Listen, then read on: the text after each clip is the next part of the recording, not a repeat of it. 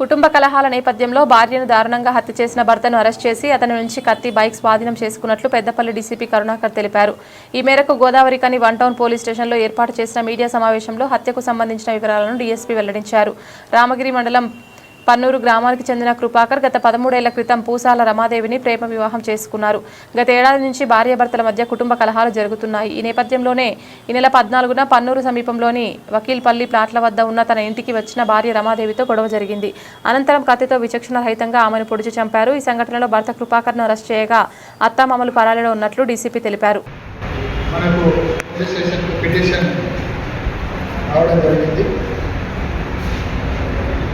ఎవరైతే మృతురాలు ఉన్నారో మృతురాలు వల్ల తల్లి మేడి కమల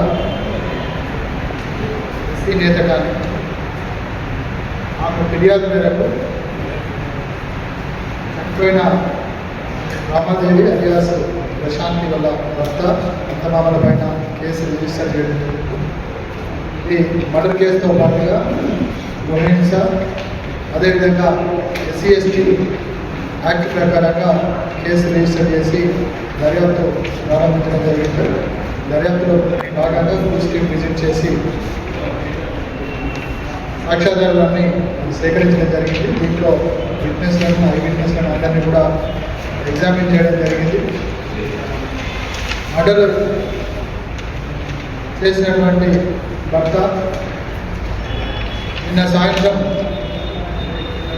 ఓసిబిట్టు అమాన్ ఏరియా రత్నాపూర్ దగ్గర పోలీసులు అతన్ని అదుపులోకి తీసుకొని విచారించడం జరిగింది.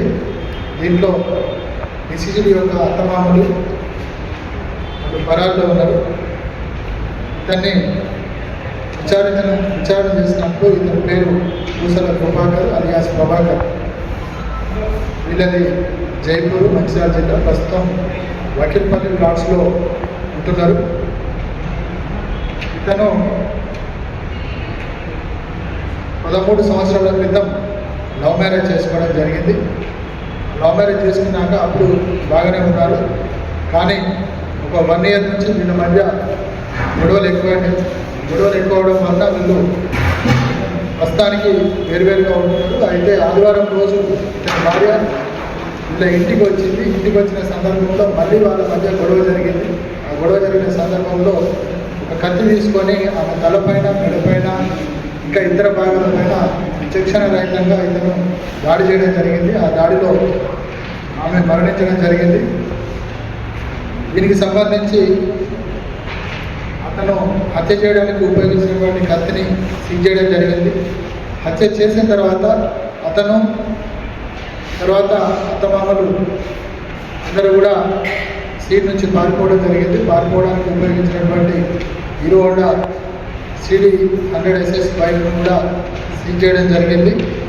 ఇతన్ని విచారణ చేసి అతని statement, confession and Caesar report కూడా రికార్డ్ చేయడం జరిగింది.